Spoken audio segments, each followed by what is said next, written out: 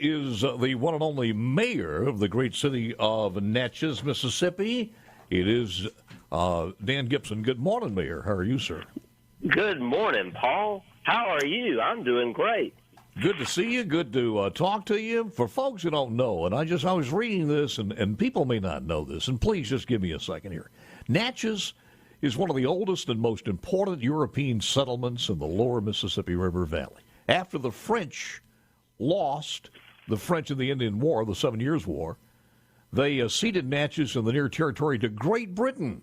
So you guys went from France to the ownership of Great Britain in the Treaty of Paris in 1763. So, beginning in 1779, the area was under the Spanish colonial rule. After the defeat in the American Revolutionary War, then Great Britain ceded the territory to the U.S., but Spain said, well, I don't recognize that. So in 1797, Major Andrew Ellicott of the United States marched to the highest ridge in the young town of Natchez, set up a camp, raised the first American flag, claiming Natchez for the United States and all the former Spanish lands east of the Mississippi above the 31st parallel.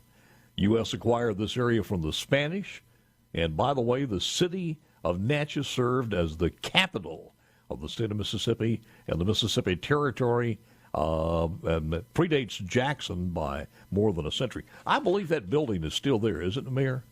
It is, Paul. And in fact, it's 2 blocks from City Hall, just a couple blocks from where I live, actually, downtown Natchez. The house is called Texada, Texada, and that is the first Capitol building in Mississippi. Is it open for tours, or? It's a private home, and is at that one right? time a bed and breakfast.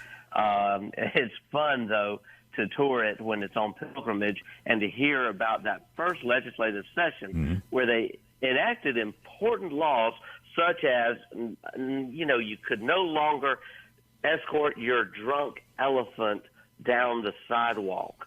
Undoubtedly, it was just really becoming a mess here in that. In the old days. Thank God that they were wise enough to stop that. Definitely, we had great leaders in the old days. It really is fun living in a city with such a storied past. It really is, Paul. I remember if you go back and look at some of the blue laws, they are absolutely amazing. I remember, because we used to do this as a kid in Shaw when we got tall enough to do it, which was hard, because you jump up and hit some of the signs that were on the little hinges, because over the stores they had hanging signs, and you'd hit those. I remember. We still have a few of those here in Natchez. Yeah, well, the law that they would I think it would fine you or put you in jail. It was some of the blue laws back in the old days. Well, man, thank goodness we don't have that anymore here. Yeah. We have a story coming out of Natchez this morning. A man accused of making mass shooting threats, referencing Natchez and Vidalia high schools, was arrested, and that had a lot of people nervy. The guy was identified as Kenneth Ann Moody. He faces charges of making terroristic threats by both law enforcement agencies. He is in custody, thank goodness, and awaiting extradition back to Louisiana. It's just a shame. We have some folks out there who obviously suffer from one thing or another, and it's just a sad state of affairs. But I'm very proud of our law enforcement. They work together. The city of Natchez and the city of Vidalia, we work together. I have lunch with, I call him my brother mayor, Buzz Craft, Vidalia all the time, and we're just grateful to have such a good relationship. Did a lot of people post or pre-lottery for Mississippi leave Natchez to go to Vidalia for the lottery? It's kind of funny, but it's true. I have heard of people coming all the way to Natchez just to cross the bridge and buy a lottery ticket.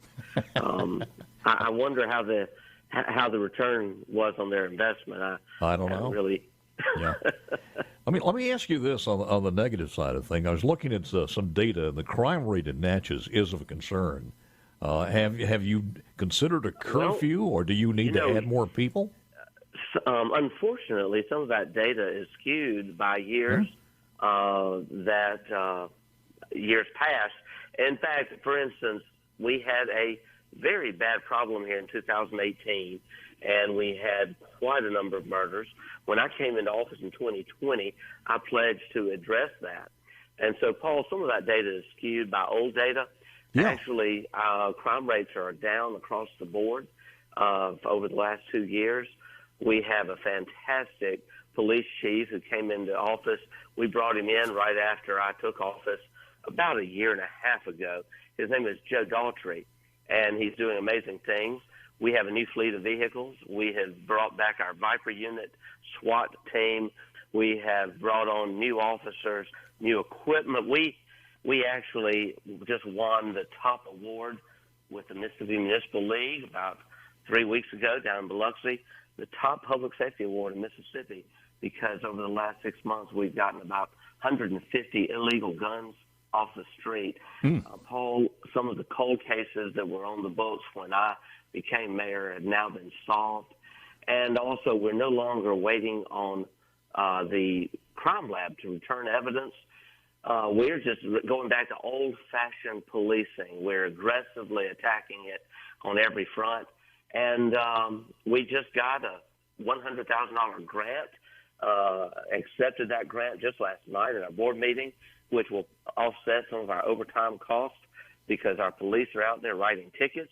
They're enforcing the law, everything from seat belts to DUI. And so it's a new day in Natchez.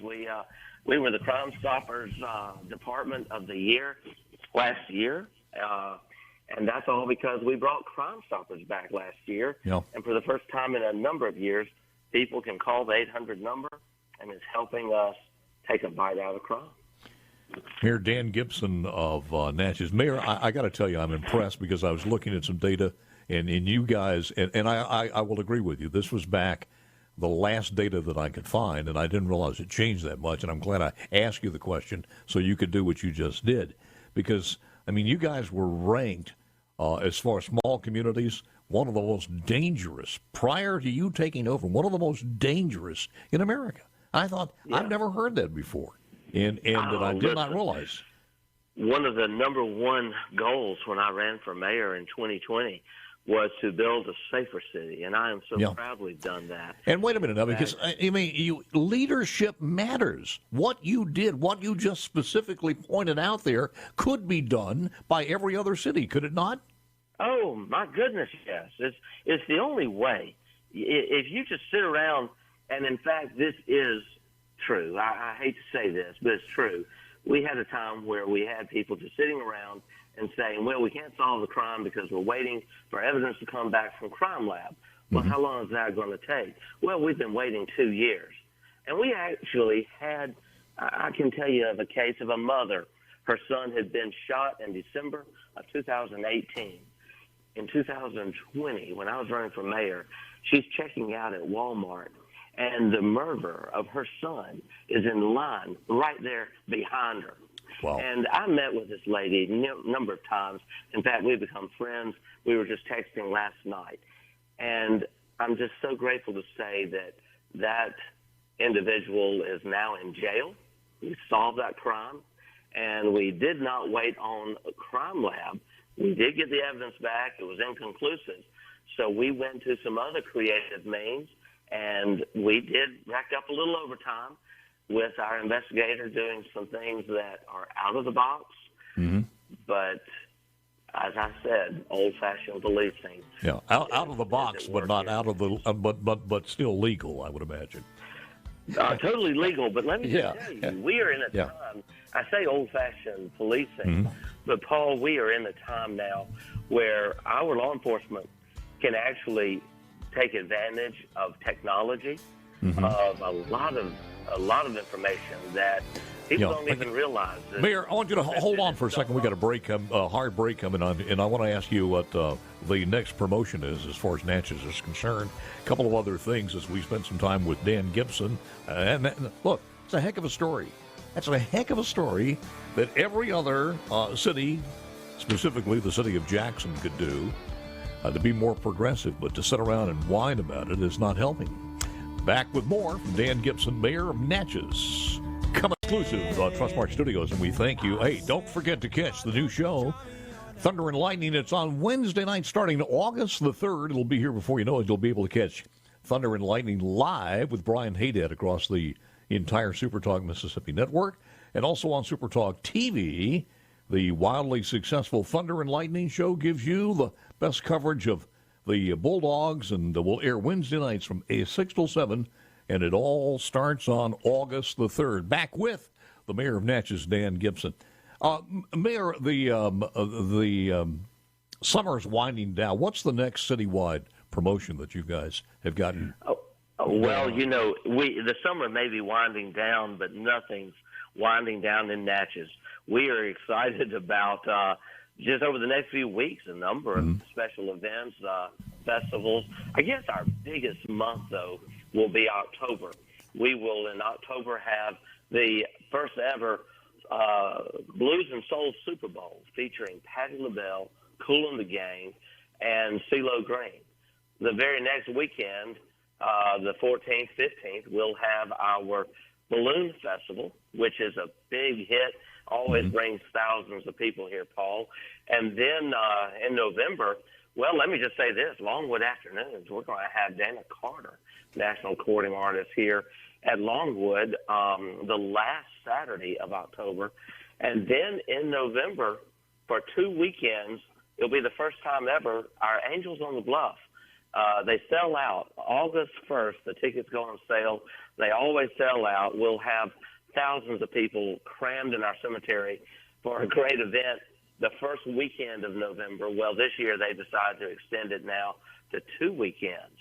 Yeah. So that's just a sampling of things coming up this fall. People don't know a lot about the cemetery. As a matter of fact, many times as I've been there to Natchez, I've never visited that cemetery. Paul, it's one of the most historic cemeteries in America. Yeah. And in November, Angels on the Bluff allows people, and we literally have thousands and thousands of people who come to this, and they get to see reenactments at the graves of various notable Natchezians, Mississippians, from governors to generals, and a lot of folks in between. As a Delta boy, and I'm not sure, maybe I'm the only one who thinks about this, but sometimes you kind of not discount, but lower your ratings on when you start thinking about blues and Natchez, and that's a mistake. Well, Natchez, being the oldest city on the river, as you mentioned, is really known as the birthplace of a lot of American music. The Delta's kind of gotten the corner on this in a way, but we actually have a lot more musical history here. Not to take anything Cotton, away. And then, of course, right across the river in Faraday, you've probably heard of Jerry Lee Lewis and his cousin. We had 3 boys over there in Faraday: Jerry Lee Lewis, Jimmy Swaggart, and then his cousin. Help me out, just passed away. Yeah, Mickey Gilley. Yeah. Well, I've visited that once. It's a little museum. It's almost a house, and I think it is an old house, isn't it? It is. Yeah, that's right. How did it work out? You did a promotion that was kind of unique, asking people if they were, in the digital business and they could do their business from anywhere, come move to Natchez, and I think you were paying some people. Is that still active, or how did that work out? It is. It's the remote worker campaign we call Shift South. And it brought a lot of people here, got us a lot of coverage. We were one of the first cities in America to do it. And it went international. We had over 1 billion exposures as we tracked it on social media, worldwide media. It was great. And we are gearing up for another round of this because Natchez was recently named in the national study the most affordable city in America. And that study was released in December on National Public Radio. And then there was a recent study just came out that Mississippi is the most affordable state in America. So here we are, the best of both, and we are going to be recruiting remote workers everywhere from Austin to Atlanta to L.A. to New York to come to Natchez. Paul, we will give them $6,000 as long as they come here, invest about $150,000 or more in real estate, and have, proof that they are bona fide remote workers. Yeah. So the offer is $6,000 with an investment of $150,000. It offsets their moving expense and some other things. Yeah. And I've often mentioned, and we're out of time now, but I've often mentioned that when people look for a staycation just to get away for several days, Natchez is a great place to do it, and I think you'll enjoy it. Place. Always good talking to you, sir. Place to stay and an affordable place to just call your home. And the food offerings are pretty good too, by the way. Oh, they're great. But do you know we're almost out of real estate? We have sold close to 700 houses in the last 2 years. Wow. Our sales tax is booming. The economy is booming. It's a real good time to come to Natchez. Well, you're doing a good job, sir. Dan Gibson, who is the mayor of Natchez.